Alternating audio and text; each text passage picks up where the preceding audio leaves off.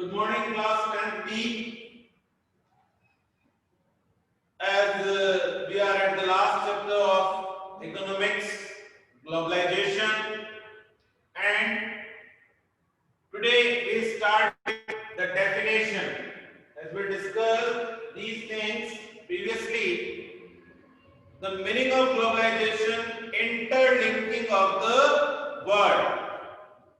Interlinking of the word is known as globalization. On art, craft, technology, science, flow of capitals, goods, labor, migration, everything that is close connectivity beyond the limits of the boundary, that is known as globalization.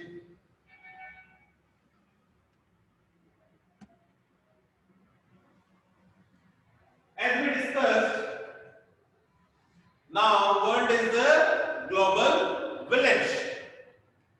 Whatever you like, whatever brand you like from any company throughout the world, you can purchase. So this is the magic of globalization. One positive impact is also because buyers have so many choices. Previously we are having a limited choice. You have to choose from these things. But now you are having thousand and thousand choices, thousand and thousand company.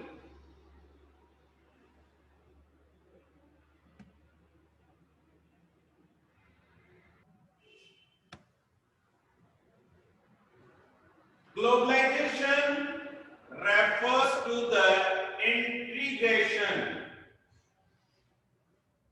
of the domestic economy with the economies of the world. Now, focus on these things. Integration. Domestic economy, economies of the world. Integration means connectivity. Connected.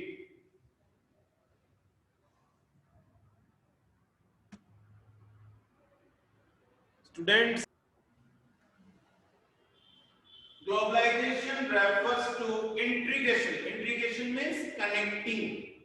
Connecting. For example, there are 5 countries. Okay. A, B, C, D, E. If they connected with each other, that is integration. Now, what is domestic economy?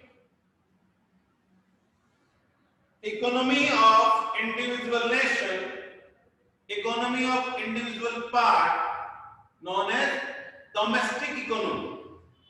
Domestic economy with economies of the world means the best countries of the world. When all the things interlink, mixed up, then it will become globalization. So the definition is integration of domestic economy. Those were providing raw material, labor, technology, and service center. So domestic economy with the economies of the world. Whosoever invested the amount. So whoever invested the amount, that is called globalization. Is that clear?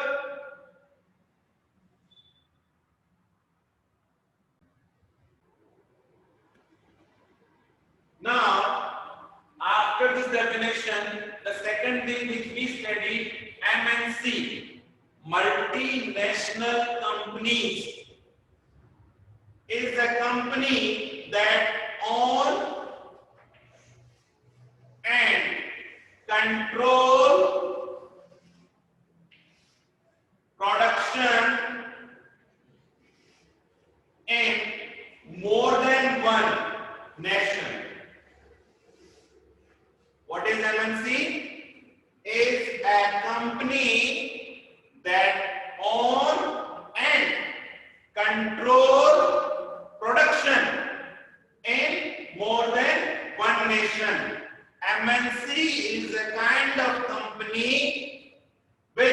own control. What control? Production activity, where more than one nation. For example, they collect the raw material from one nation. This raw material change its form or change the form in another nation. In third nation they use technology. In fourth nation they use packing work. In fifth nation they use advertisement, and they sold in the world market. That is MNC setup. There are two kinds of MNC setup. First, they set up the company, and second, they purchase the company. For example, Bharat Foods, Cargos, they purchase that company. An Indian company purchased by a foreign company, and then they start production and giving their take. So in a similar way, MNCs set up and control more than one nation.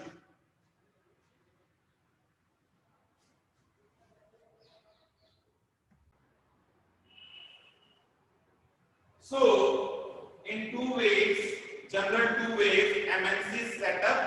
One, factory setup. Second, they purchase the running company and control the production. Second, foreign investment. This is the most important point, because without investment you can't run any company. The foreign MNCs have the greater budget in comparison of developing nation. Their 1 year budget is more higher than the budget of developing nation. So they misuse their powers. Example, one MNC was set up in Madhya Pradesh, Bhopal case tragedy. You remember that one? So these foreign companies are most powerful companies. They can manipulate several things. Now the next point, liberalization for investment companies. Any doubt?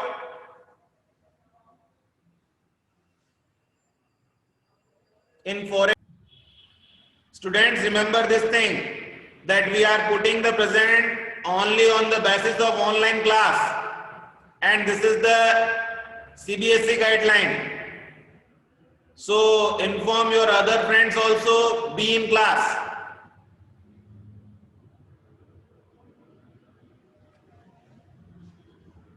Now, liberalization, removal of trade barriers is known as liberalization.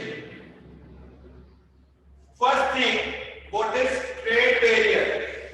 Before knowing liberalization, what is trade barrier? In Hindi it is known as udarikaran. What is trade barrier?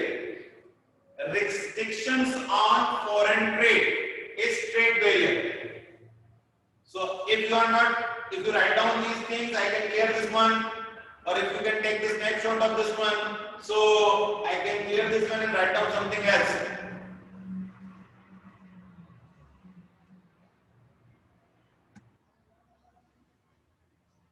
Trade barriers, for example,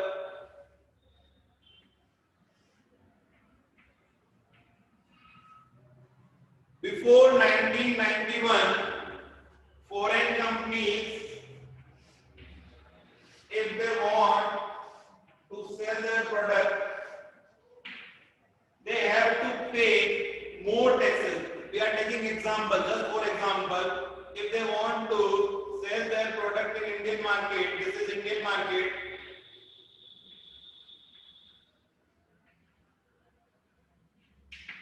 if they want to sell their product in Indian market, for example, their product rate is 100 rupees.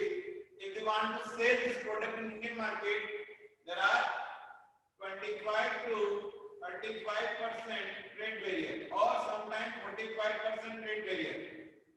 The thing cost is 100 rupees. When it reaches in Indian market, its cost is 125, 135, 145. So these all are the trade barriers to stop the flow of goods from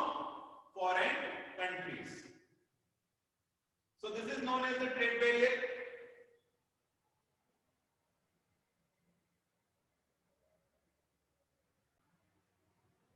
So after 1991, we followed open market policy and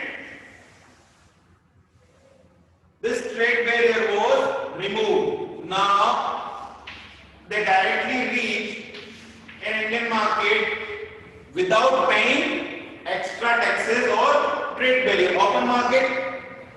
So the thing reached at the 100 rupees. This process is known as liberalization. This process is known as liberalization. Removing of trade barriers. Okay?